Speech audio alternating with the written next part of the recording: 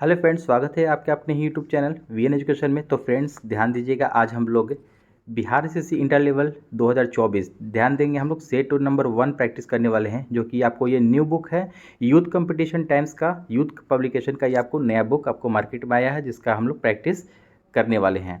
ध्यान दीजिएगा, इसमें दोस्तों टोटल आपको 16 सेट इसमें प्रोवाइड करवाया गया है। 16 सेट हम लोग बारी बारी से देखेंगे, और इसमें कुछ आपको प्रीवियस ईयर का भी प्रैक्टिस सेट दिया गया है, जो गत वर्षों में जो आपको एग्जामिनेशन हुआ है उसका भी आपको दिया गया है। यहाँ पर ध्यान दीजिएगा कि विस्तृत विश्लेषण एवं व्याख्या सहित हल तथा आयोग की संशोधित आंसर की द्वारा प्रमाणित है। आपको इसमें जो भी है आपको प्रश्न, सब अच्छे अच्छे प्रश्न हैं, और प्रीवियस ईयर का भी इसमें प्रश्न शामिल होगा। तो यहाँ पर हम लोग डिस्कस करेंगे, ठीक है। साथ ही साथ ध्यान दीजिएगा कि जो भी अगर जिन्हें भी पीडीएफ चाहिए, तो पीडीएफ के लिए आपको टेलीग्राम चैनल ज्वाइन कर लीजिए, वहाँ से आपको लोग को पीडीएफ भी मिल जाएगा। तो चलिए चलते हैं सीधे प्रश्न की ओर। प्रश्न की जाने से पहले एक रिक्वेस्ट है कि जो भी चैनल को अगर विजिट करके नए आए हैं, हमारे चैनल को सब्सक्राइब कर ले और अपने दोस्तों को शेयर ज़रूर कर दें, और साथ ही साथ बेल आइकन को भी प्रेस कर लीजिएगा, ताकि मैं जो भी बिहार एसएससी से रिगार्डिंग प्रश्न सेट डालूं तो आप लोगों को नोटिफिकेशन के माध्यम से सबसे पहले पहुँच सके। चलिए देखते हैं आज का पहला प्रश्न। तो फ्रेंड्स ध्यान दीजिएगा, हम लोग practice set number 1 youth competition का प्रैक्टिस सेट नंबर 1 स्टार्ट करने जा रहे हैं। तो सेशन स्टार्ट होने जा रहा है। सेशन स्टार्ट होने से पहले एक बार सेशन को लाइक कर दें और अपने ग्रुप में एक बार शेयर कर दें। तो ध्यान दीजिएगा, पहला प्रश्न कहता है कि निम्नलिखित नगरों में से कौन सा कर्क रेखा के सबसे नज़दीक बसा हुआ है, ठीक ना, सबसे नज़दीक है यहाँ पर। तो यहाँ पर ध्यान दीजिएगा, आपको 76 का 76 का आपको राइट आंसर ऑप्शन नंबर 3 हो जाएगा यहाँ से, आइजोल, ठीक है, आइजोल। वैसे आपको इससे भी नज़दीक आपको देखिएगा जबलपुर है मध्य प्रदेश का, लेकिन यहाँ पर आपको ऑप्शन के अनुसार यहाँ पर देखिएगा आइजोल हो जाएगा राइट आंसर, ठीक है।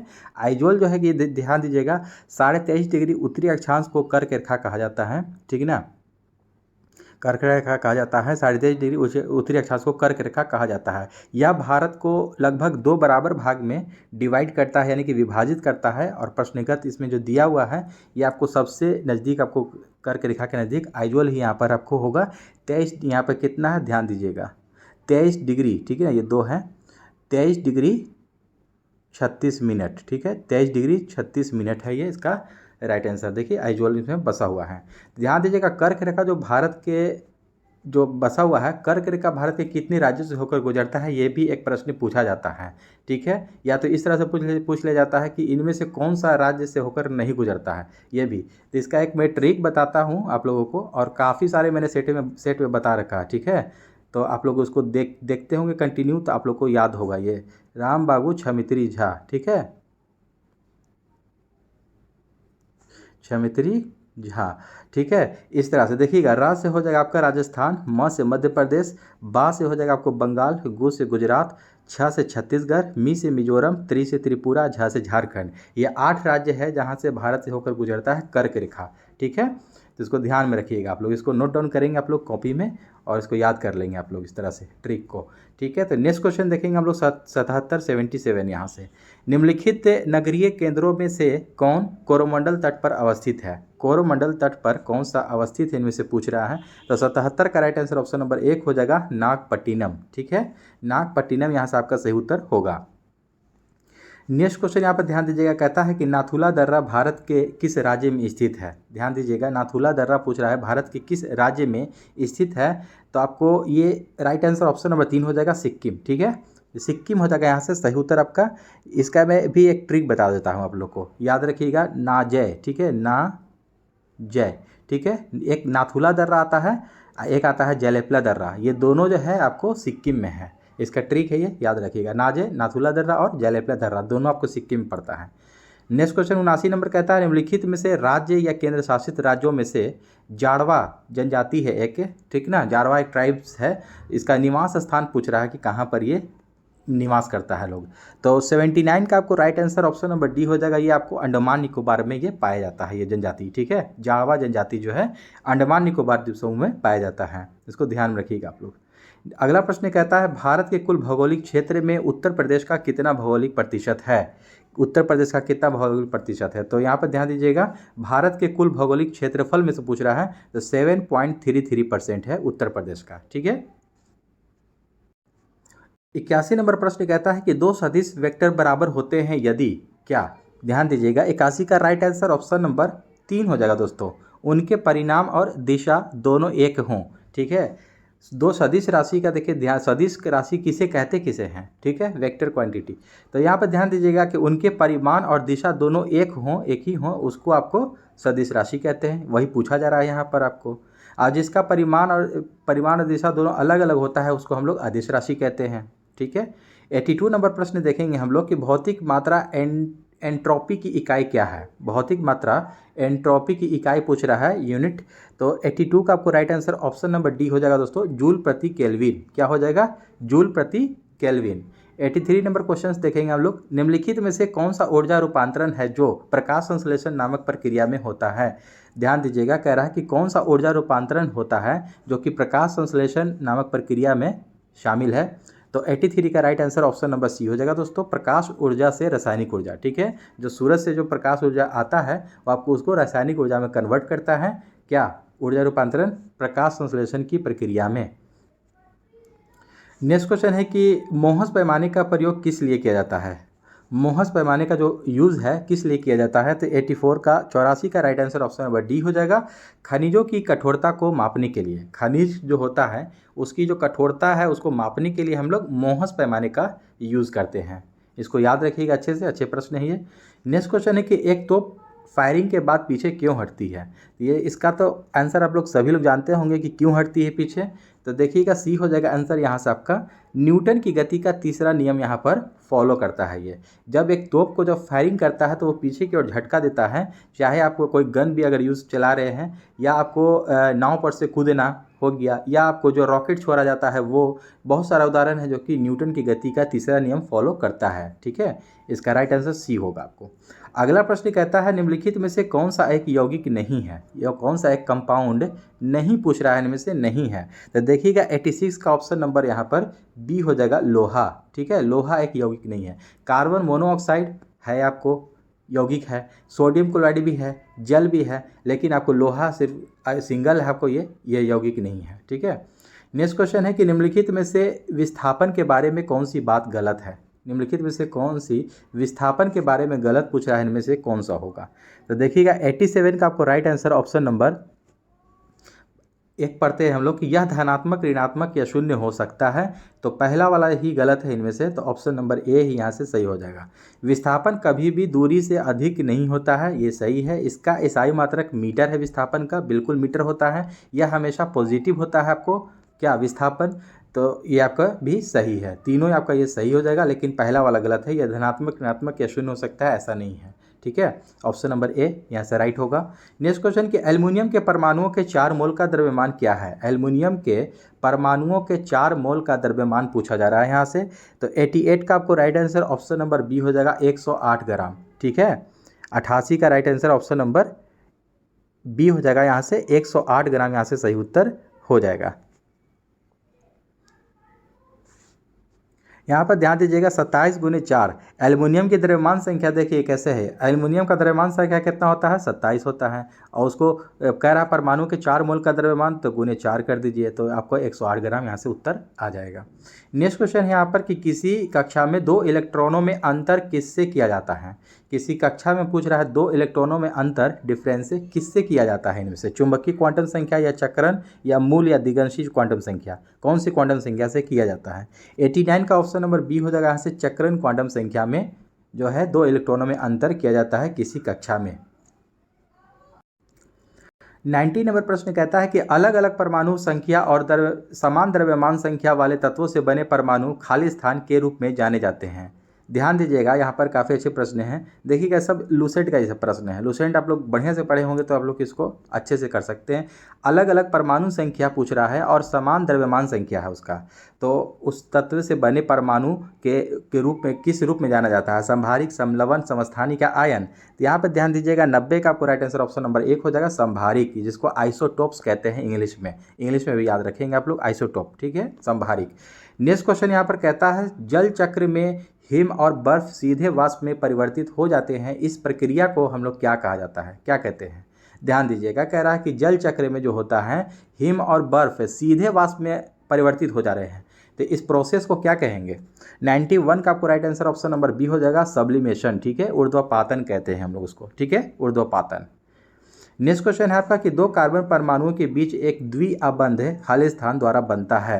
एक द्विआबंध खाली स्थान द्वारा बनता है तो 92 का right answer option number C हो जाएगा। साझा किए गए दो इलेक्ट्रॉन जोड़े, साझा किए गए दो इलेक्ट्रॉन जोड़े।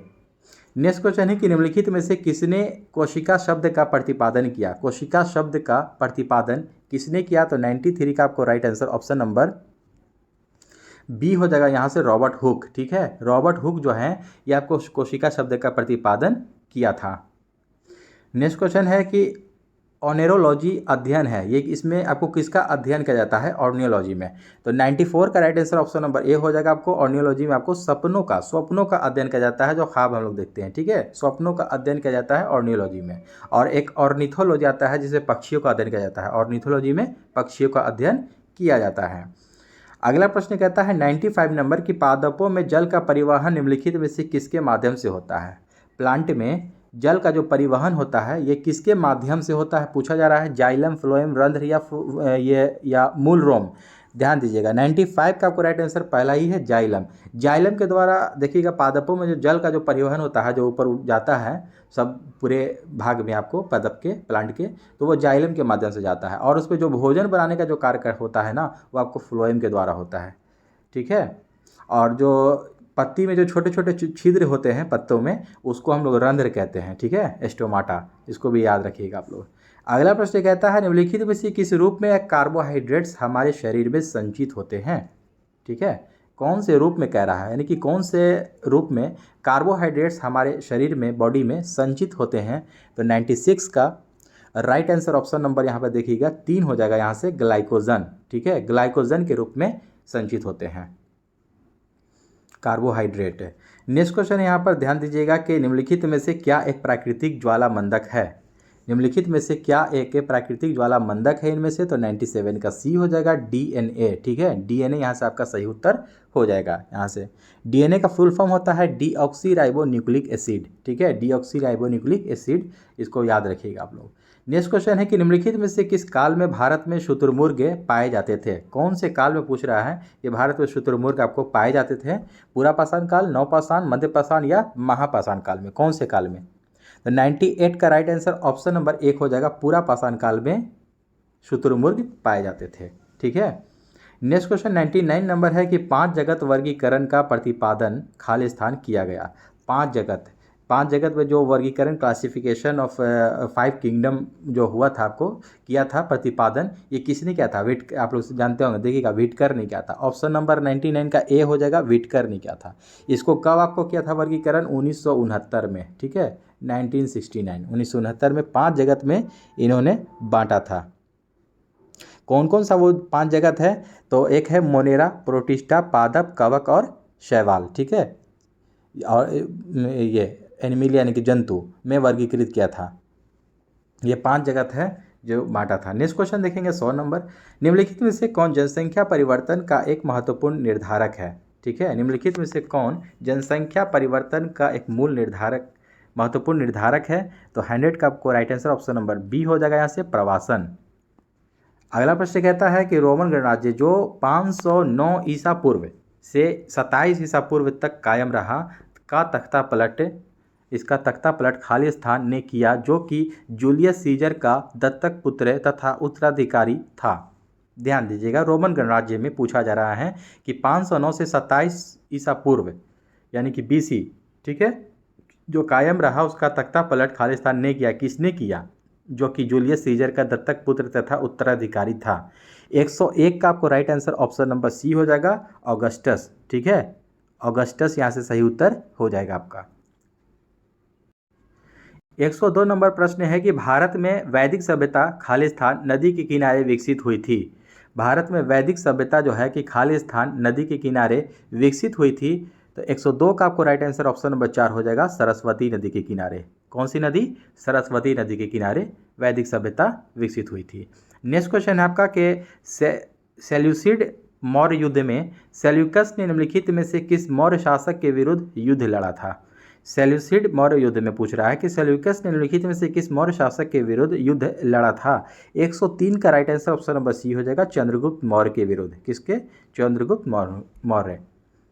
नेक्स्ट क्वेश्चन है आपका 711 ईस्वी में अरब सेनापति खालिस्तान ने सिंध पर विजय प्राप्त की थी, जो खलीफा के क्षेत्र का एक हिस्सा बन गया। ध्यान दीजिएगा 711 ईस्वी में पूछ रहा है। तो 104 का आपको right answer option number C हो जाएगा, मोहम्मद बिन कासिम। ठीक है, 711 या 712 ईस्वी भी देता है। तो यहाँ पे कह रहा है 711 ईस्वी में अरब सेनापति खालिस्तान ने, किसने, मोहम्मद बिन कासिम ने सिंध पर विजय प्राप्त किया था, जो खलीफा के क्षेत्र का एक हिस्सा बन गया। नेक्स्ट क्वेश्चन है आपका कि मलिक इख्तियार उद्दीन अल्तुनिया ने रजिया सुल्तान को निम्नलिखित में से किस किले में कैद किया था। ध्यान दीजिएगा, मलिक इख्तियार उद्दीन जो कह रहा है कि अल्तुनिया ने रजिया सुल्तान को निम्नलिखित में से किस किले में कैद किया था। ठीक है, अल्तुनिया कौन था, ठीक है, इसका हस्बैंड था। ठीक है, रजिया सुल्तान से ये इसकी शादी हुई थी अल्तुनिया से। ठीक है, ये भटिंडा का सूबेदार था। कहाँ का, भटिंडा का सूबेदार था ये आपको। ठीक है, इसने कैद किया था कौन सी किले में पूछ रहा है यहाँ पर। तो 105 का right answer option number D हो जाएगा, भटिंडा के किला मुबारक में। ठीक है, देखिए आ गया ना यहाँ पर, अल्तुनिया कहाँ था, भटिंडा का सूबेदार था, यानी तो वहीं आपको भटिंडा के किला मुबारक में ही आपको रजिया सुल्तान को कैद करके रखा था। मलिक इख्तियारुद्दीन अल्तुनिया पूरा नाम है इसका ये। नेक्स्ट क्वेश्चन है यहाँ पर, ध्यान दीजिएगा कि मध्यकालीन सूफी परंपरा के संदर्भ में वली शब्द का क्या अर्थ है। ध्यान देंगे, मध्यकालीन सूफी परंपरा एक जो चलता था उस समय, उसके संदर्भ में पूछ रहा है कि वली शब्द का क्या अर्थ है, माने इसका क्या है। 106 का आपको राइट आंसर ऑप्शन नंबर 1 हो जाएगा, संत। ठीक है, संत को ही वली कहा जाता था। ठीक है, नेक्स्ट क्वेश्चन है कि गोवा के चर्चों और कॉन्वेंट को किसके द्वारा बनवाया गया था। गोवा के चर्चों और कॉन्वेंट को किसके द्वारा बनवाया गया था। तो 107 का राइट आंसर ऑप्शन नंबर 3 हो जाएगा यहाँ से, पुर्तगाली। ठीक है, किसके द्वारा, पुर्तगालियों के द्वारा यह बनवाया गया था। नेक्स्ट क्वेश्चन है कि निम्नलिखित में से कौन सा कथन कांग्रेस के कराची सत्र 1931 के संदर्भ में सही है। ठीक है, पूछ रहा है। तो 108 का आपको राइट आंसर ऑप्शन नंबर यहाँ पर 1 हो जाएगा दोस्तों, गांधी इरविन संधि की पुष्टि हुई थी। ठीक है, गांधी इरविन समझौता ही आपको 1931 में हुआ था। इसी में जो है कि आपको कांग्रेस के कराची अधिवेशन जो 1931 के सदर में जो सही पूछ रहा है, तो गांधी इरविन संधि की पुष्टि हुई थी इसमें। अगला प्रश्न कहता है यहाँ पर 109 नंबर के स्वराज पार्टी की स्थापना खालिस्तान द्वारा की गई। स्वराज पार्टी की स्थापना मतलब किसके द्वारा की गई। 109 का आपको राइट आंसर ऑप्शन नंबर यहाँ पर ध्यान दीजिएगा, ऑप्शन नंबर बी हो जाएगा, मोतीलाल नेहरू और चित्तरंजन दास के द्वारा। कब, 1923, डेट भी याद रखिएगा साथ साथ। 1923 में मोतीलाल नेहरू और चित्तरंजन दास के द्वारा स्वराज पार्टी की स्थापना की गई। नेक्स्ट क्वेश्चन यहाँ पर कहता है कि निम्नलिखित में से किसका अक्षांश नई दिल्ली के अक्षांश के 1 डिग्री के भीतर है। ठीक है, ढाका शहर, इस्लामाबाद शहर, एवरेस्ट पर्वत या अमरनाथ गुफा। 110 का आपको राइट आंसर ऑप्शन नंबर यहाँ पर सी हो जाएगा, एवरेस्ट पर्वत का है। ठीक है, एवरेस्ट पर्वत जो है आपको का अक्षांश जो है कि नई दिल्ली के अक्षांश के 1 डिग्री के भीतर है ये आपको। तो 110 का right answer option number C हो जाएगा आपका। 111 नंबर प्रश्न कहता है निम्नलिखित में से कौन सी लंबवत विस्तार की दृष्टि से हिमालय की 3 समानांतर श्रेणियों में से एक नहीं है। हिमालय की 3 समानांतर श्रेणियों में से एक नहीं है, इनमें से पूछ रहा है। शिवालिक, हिमशिखा, हिमाचल, हिमाद्री। 111 का आपको राइट आंसर ऑप्शन नंबर देखिएगा बी हो जाएगा आपको, हिमशिखा। ये आपको नहीं है, अदरवाइज ये तीनों आपको है। नेक्स्ट क्वेश्चन 112 नंबर कहता है निम्नलिखित युग्मों में से कौन सा युग्म पहाड़ी दर्रों के संदर्भ में सही है। पहाड़ी दर्रों के संदर्भ में पूछ रहा है कौन सा सही है इनमें से। तो 112 का आपको देखिएगा right answer option number B हो जाएगा आपको, लिपुलेख दर्रा उत्तराखंड। ये आपको बिल्कुल सही है। रोहतांग सिक्किम दे रहा है, ये गलत है। रोहतांग आपको देखिएगा आपको हिमाचल प्रदेश में है। ये कहाँ है, हिमाचल प्रदेश में पड़ता है रोहतांग दर्रा। बोमडिला दर्रा आपको अरुणाचल प्रदेश में है, ये भी गलत है। ठीक है, अरुणाचल प्रदेश में है। नाथुला दर्रा, नाजिया, अभी हमने बताया है थोड़ा देर पहले क्वेश्चन ऊपर में, नाथुला नाजिया आपको सिक्किम में पड़ता है, ना कि अरुणाचल प्रदेश में, ये भी गलत है। तो ये आपको लिपुलेख दर्रा उत्तराखंड में, ये बिल्कुल सही है यहाँ पर। अगला प्रश्न कहता है निम्नलिखित में से कौन राज्य में अष्टमुडी झील स्थित है। ध्यान दीजिएगा, अष्टमुडी झील आपको कहाँ है, तो केरल में पड़ता है। 113 का ऑप्शन नंबर बी हो जाएगा यहाँ से, केरल में पड़ता है ये। एक कोलेरू झील है जो कि आंध्र प्रदेश में पड़ता है। ठीक है, कोलेरू झील। लोकटक झील आपको मणिपुर में है। ये सब ध्यान रखिएगा। नेक्स्ट क्वेश्चन है कि कहाँ पर भागीरथी और अलकनंदा नदी के मिलने से गंगा बनती है। ध्यान दीजिएगा, कहाँ पर भागीरथी नदी और अलकनंदा नदी का आपको संगम होता है, यानी कि मिलन होता है, जो कि आपको वहाँ पर गंगा के नाम से ये जानी जाती है। तो ध्यान दीजिएगा, देवप्रयाग, कर्णप्रयाग, गंगोत्री या रुद्रप्रयाग। 114 का आपको राइट आंसर ऑप्शन नंबर पहला वाला ही हो जाएगा। देवप्रयाग में आकर यहाँ पर मिलती है भागीरथी और अलकनंदा, जहाँ पर वहाँ पर इसको गंगा हम लोग को नाम से जानते हैं। नेक्स्ट क्वेश्चन है कि इनमें से कौन सा बांध एक प्रकार का अस्थायी बांध है जिसे विशिष्ट क्षेत्र से पानी को बाहर करने के लिए बनाया जाता है। ध्यान दीजिएगा, यहाँ पर 115 का आपको राइट आंसर ऑप्शन नंबर यहाँ पर बी हो जाएगा दोस्तों, कॉफर। ठीक है, कॉफर इसको कहते हैं। नेक्स्ट क्वेश्चन है कि क्षेत्रफल की दृष्टि से भारत में किस राज्य में सबसे अधिक वन क्षेत्र हैं। क्षेत्रफल की दृष्टि से पूछ रहा है। 116 का ऑप्शन नंबर बी हो जाएगा, मध्य प्रदेश। ठीक है, मध्य प्रदेश जो है आपको भारत का राज्य जो कि सबसे अधिक वन क्षेत्र है क्षेत्रफल के हिसाब से। नेक्स्ट क्वेश्चन है कि प्रांतों में द्वय शासन यानी कि DRR ठीक है, डायआर्की के उन्मूलन की संस्तुति खालिस्तान द्वारा की गई थी। 117 का आपको राइट आंसर हो जाएगा, 117 का ऑप्शन नंबर एक। देखिएगा, प्रांतों में जो द्वय शासन जो आया था ना, इसके संस्तुति जो की गई थी तो 1935 के भारत सरकार अधिनियम के द्वारा ही की गई थी। नेक्स्ट क्वेश्चन है आपका, भारत के संविधान का भाग 8 किससे संबंधित है। भाग 8 पूछ रहा है किससे संबंधित है। तो 118 का आपको right answer option number C हो जाएगा, केंद्र शासित प्रदेश से संबंधित है भाग 8। ठीक है, 118 का आपको right answer option number C हो जाएगा। भारत के संविधान के भाग 7 के अंतर्गत राज्यों की श्रेणियों का उल्लेख था, लेकिन 7वें संविधान संशोधन 1956 से इसे निरस्त कर दिया गया। ठीक है, निरसित कर दिया गया। केंद्र शासित क्षेत्र का उल्लेख भाग 8 के अंतर्गत अनुच्छेद 239 और 239 से 242 तक है। ठीक है, इसको सब पॉइंट को ध्यान में रखेंगे आप लोग। अगला प्रश्न कहता है, 119 नंबर प्रश्न कहता है, भारतीय संविधान के अनुच्छेद खालिस्तान में कहा गया है, कौन से अनुच्छेद में कहा गया है कि सामाजिक और शैक्षिक रूप से पिछड़े वर्गों के लिए एक आयोग होगा जिसे राष्ट्रीय पिछड़ा वर्ग आयोग के रूप में जाना जाएगा। 119 का देखिएगा ऑप्शन नंबर डी हो जाएगा, ये आपको राइट आंसर 338 का बी का एक में है। ठीक है, 338 के बी के एक में है आपको क्या है कि सामाजिक और शैक्षिक रूप से पिछड़े वर्गों के लिए एक आयोग होगा जिसे राष्ट्रीय पिछड़ा वर्ग आयोग के रूप में जाना जाएगा। नेक्स्ट क्वेश्चन यहाँ पर कहता है कि सेवानिवृत्त होने वाले उपराष्ट्रपति के कार्यकाल की समाप्ति की कितनी अवधि के भीतर अगले राष्ट्रपति का निर्वाचन की अधिसूचना जारी होती है। तो 120 का आपको राइट आंसर ऑप्शन नंबर यहाँ पर सी हो जाएगा, 60 दिन पहले। ठीक है, 60 दिन पहले आपको अधिसूचना जारी कर दी जाती है।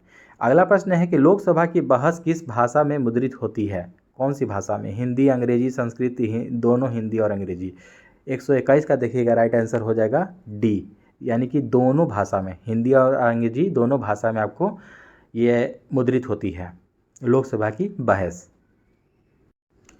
122 नंबर प्रश्न है, विधान परिषद के अध्यक्ष होते हैं, विधान परिषद के अध्यक्ष होते हैं। 122 का एक हो जाएगा, विधान परिषद के सदस्यों द्वारा निर्वाचित, विधान परिषद के सदस्यों द्वारा निर्वाचित होते हैं विधान परिषद के अध्यक्ष।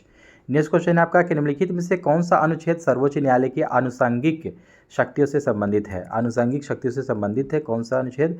तो 123 का right answer option number B हो जाएगा दोस्तों, यहाँ से अनुच्छेद 140। ठीक है, 140 अनुच्छेद यहाँ से हो जाएगा, यानी कि अनुच्छेद 140 यानी कि उच्चतम न्यायालय की आनुषंगिक शक्तियाँ हैं इसमें से। और 143 अनुच्छेद में क्या दिया गया है दोस्तों, तो 143 में है कि उच्चतम न्यायालय से परामर्श करने की राष्ट्रपति की शक्ति है इसमें।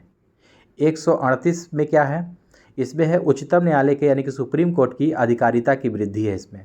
और 150 में है संघ के और राज्यों के लेखाओं के प्रारूप है। ठीक है, 150 में।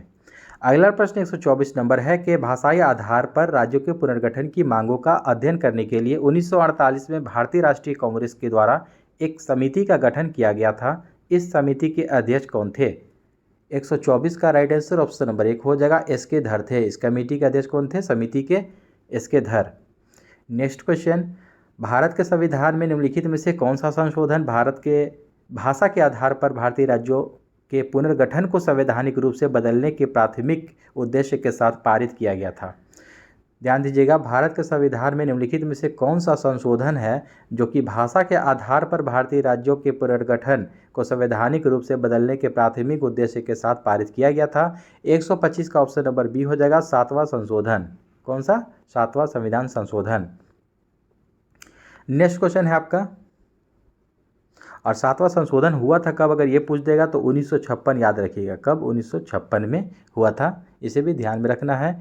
अगला प्रश्न कहता है भारतीय संविधान का निम्नलिखित में से कौन सा अनुच्छेद भारत के नियंत्रक और महालेखा परीक्षक यानी कि कैग के लिए एक स्वतंत्र पद प्रदान करता है। 126 का आपको right answer option number B हो जाएगा, 148 अनुच्छेद, कितना 148। नेक्स्ट क्वेश्चन है आपका, खालिस्तान एक निश्चित अवधि के दौरान राज्य की सीमाओं में उत्पादित सभी वस्तुओं और सेवाओं के मूल्य के एक मौद्रिक संदर्भ में एक उपाय के रूप में परिभाषित किया गया है। तो राइट आंसर 127 का आपको ऑप्शन नंबर बी हो जाएगा यहाँ से, जीएसडीपी, ठीक है, जीएसडीपी हो जाएगा यहाँ से सही उत्तर। नेक्स्ट क्वेश्चन 128 नंबर प्रश्न कहता है यहाँ पर कि निम्नलिखित में से कौन सा बिहार की पश्चिमी सीमा पर स्थित है। बिहार के पश्चिमी सीमा पर पूछ रहा है, ठीक है, पश्चिमी सीमा पर स्थित है। इसका राइट आंसर देखिएगा 128 का ऑप्शन नंबर सी हो जाएगा, उत्तर प्रदेश। क्या हो जाएगा, उत्तर प्रदेश। नेक्स्ट क्वेश्चन है आपका 129 नंबर के 1942 ईस्वी में जयप्रकाश नारायण को किस नगर के जेल में रखा गया था। 1942 में जेपी नारायण को किस नगर के जेल में रखा गया था। अच्छा क्वेश्चन है ये, ध्यान दीजिएगा। 129 का बी हो जाएगा, हजारीबाग जेल में। कहाँ, हजारीबाग जेल में रखा गया था। नेक्स्ट क्वेश्चन है कि आपका बिहार में कौन सी नदी नहीं बहती है, ठीक है, बिहार में जो है आपको कौन सी नदी जो है कि नहीं बहती है, फल्गु, बागमती, पुनपुन या गोमती, ठीक है। तो 130 का आपको राइट आंसर ऑप्शन नंबर यहाँ पर देखिएगा, गोमती हो जाएगा यहाँ से, ठीक है, डी, ठीक है, गोमती आपको नहीं बहती है बिहार में, बागमती बहती है, ठीक है, फल्गु नदी बहती है, पुनपुन भी बहती है। नेक्स्ट क्वेश्चन, बिहार में निम्नलिखित में से किस अनाज का प्रति हेक्टेयर उत्पादन सबसे अधिक है, ठीक है, बिहार में निम्नलिखित में से कहाँ, मतलब कि कौन से अनाज का प्रति हेक्टेयर उत्पादन सबसे ज़्यादा है। तो 131 का आपको right answer option number C हो जाएगा, मक्का का है, ठीक है, मक्का का। 132 नंबर प्रश्न है कि बिहार का पहला रामसर स्थल कौन सा है। काफ़ी इंपॉर्टेंट क्वेश्चन है ये आपको कि बिहार का पहला रामसर स्थल कौन सा है इनमें से। 132 का ऑप्शन नंबर सी हो जाएगा, कांवड़ झील, ठीक है, कांवड़ झील आप लोग देखा है कहाँ है, ठीक है। तो 132 का आपको राइट आंसर देखिएगा, काबरताल झील भी इसको कहते हैं, कांवड़ झील को, या आर्द्र भूमि के रूप में इसको घोषित किया गया है, जो कि रामसर स्थल उसी को कहते हैं हम लोग। ध्यान दीजिएगा, रामसर साइट दिवस जो है आपको आर्द्र भूमि दिवस जो मनाया जाता है, ये भी जान लीजिएगा, डेट काफ़ी इंपॉर्टेंट है, 2 फरवरी को मनाया जाता है। कब, 2 फरवरी को मनाया जाता है ये, ठीक है। तो कांवड़ झील हो जाएगा आपको पहला रामसर स्थल बिहार का। 132 का आपको right answer option number C हो जाएगा यहाँ से आपका। ये आपको कहाँ स्थित है कांवड़ झील, अगर पूछ देगा तो कहाँ है, तो बेगूसराय याद रखिएगा, कहाँ, बेगूसराय में है, ठीक है, बेगूसराय। नेक्स्ट क्वेश्चन 133 नंबर कहता है यहाँ से कि हरित क्रांति में किसे शामिल नहीं किया गया है। 133 का ऑप्शन नंबर यहाँ पर देखिए, एक हो जाएगा दोस्तों कि गांव की सड़कों के सुधार को हरित क्रांति में शामिल नहीं किया गया है, ठीक है। बीजों की अधिक उपज देने वाली किस्म को शामिल किया गया है, सिंचाई की अच्छी तरह से विकसित प्रणाली के उपाय को और खेती में उन्नत तकनीक के उपयोगों को। अगला प्रश्न कहता है यहाँ पर, ध्यान दीजिएगा कि राष्ट्रीय हाइड्रोजन मिशन NHM कब शुरू किया गया था। राष्ट्रीय हाइड्रोजन मिशन कब शुरू किया गया था। 134 का ऑप्शन नंबर सी हो जाएगा, 15 अगस्त 2021 को, ठीक है, 15 अगस्त 2021 को राष्ट्रीय हाइड्रोजन मिशन शुरू किया गया है था। नेक्स्ट क्वेश्चन 135 नंबर के, मनरेगा के अंतर्गत किसी ग्रामीण निर्धन व्यक्ति को अधिकतम कितने दिन तक रोजगार मिल सकता है। यानी कि पूछ रहा है कि मनरेगा के अंतर्गत कोई भी अगर ग्रामीण निर्धन व्यक्ति है, यानी कि गरीब व्यक्ति है, उसको अधिकतम कितने दिन तक रोजगार मिल सकता है। तो काफ़ी अच्छा प्रश्न है ये। 135 का आपको देखिएगा ऑप्शन नंबर सी हो जाएगा, 100 दिन, ठीक है, 100 दिन, इसको याद रखिएगा, 100 दिन रोजगार मिल सकता है। अगला प्रश्न है कि अमर्त्य सेन को अर्थशास्त्र का नोबेल पुरस्कार किस वर्ष मिला। अमर्त्य सेन को कौन से साल में अर्थशास्त्र का नोबेल पुरस्कार प्रदान किया गया था। तो 136 का ऑप्शन नंबर 1 हो जाएगा, 1998 में मिला था। कब, 1998 में। नेक्स्ट क्वेश्चन, जवाहरलाल नेहरू पुरस्कार किस लिए दिया जाता है। जवाहरलाल नेहरू पुरस्कार 137 का आपको राइट आंसर ऑप्शन नंबर यहाँ पर सी हो जाएगा दोस्तों, अंतर्राष्ट्रीय समझदारी के लिए, ठीक है, अंतर्राष्ट्रीय समझदारी के लिए दिया जाता है। ओलंपिक रिंग पहली बार सार्वजनिक रूप से खालिस्तान में प्रस्तुत किए गए थे, यानी कि ओलंपिक रिंग पहली बार सार्वजनिक रूप से आपको जो प्रस्तुत किए गए थे कहाँ, कब। 138 का ऑप्शन नंबर सी हो जाएगा, 1913 में, ठीक है, 1913। नेक्स्ट क्वेश्चन है आपका कि स्मृति मंधाना एक हैं, क्या हैं? स्मृति मंधाना आप लोग सभी लोग जानते होंगे, अगर क्रिकेट देखते होंगे तो। 139 का ऑप्शन नंबर सी हो जाएगा आपको, बाएं हाथ की बल्लेबाज, दाएं हाथ की गेंदबाज। ठीक है, काफ़ी देखिएगा इंपॉर्टेंट प्रश्न हो जाएगा, किस तरह से देखिएगा पूछा है, ये सीधा क्वेश्चन नहीं पूछा है। स्मृति मंधाना एक है, क्या है? देखिएगा इसमें ऑप्शन नंबर एक में दिया है दाएं हाथ के बल्लेबाज, दाएं हाथ की गेंदबाज, इस तरह से देखिए दे दिया है। यहाँ पर ध्यान दीजिएगा कि बल्लेबाजी करती है ये बाएं हाथ से, ठीक है, बाएं हाथ से, यानी कि लेफ्टी है ये, और जो गेंद फेंकती हैं ये आपको बॉलिंग करती हैं, ये दाहिने हाथ से फेंकती हैं। काफ़ी इंपॉर्टेंट प्रश्न हो जाएगा ये, ठीक है।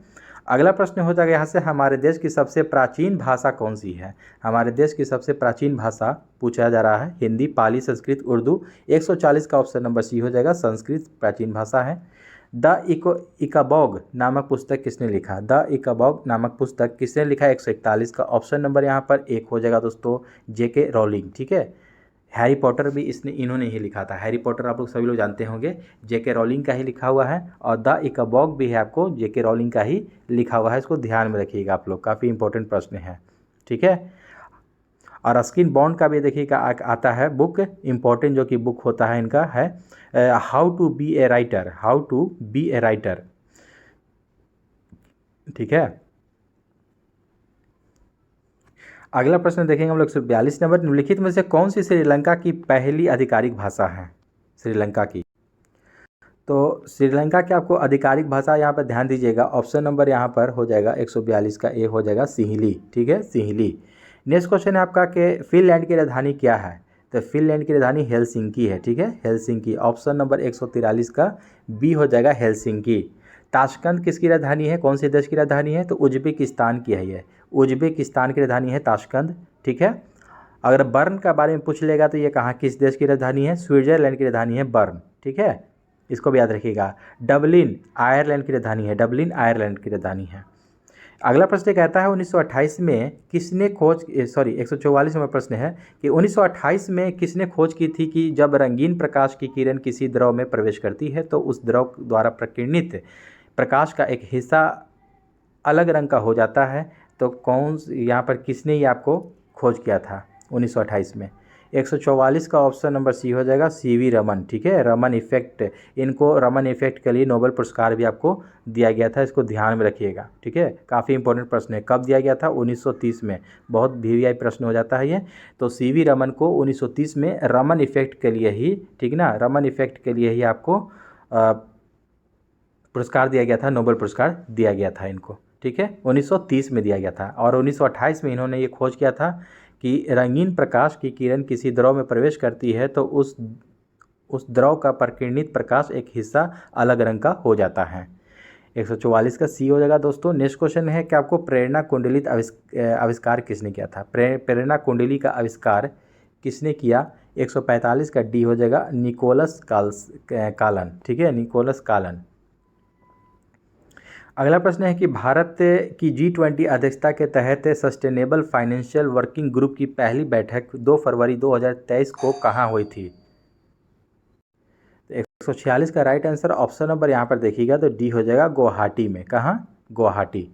अगला प्रश्न है कि विश्व आर्द्रभूमि दिवस, देखिए अभी कुछ देर पहले मैंने ये बताया आप लोगों को कि कब मनाया जाता है। विश्व आर्द्रभूमि दिवस 2 फरवरी को मनाया जाता है। इसकी 2023 की थीम पूछ दिया है यहाँ पर प्रश्न में।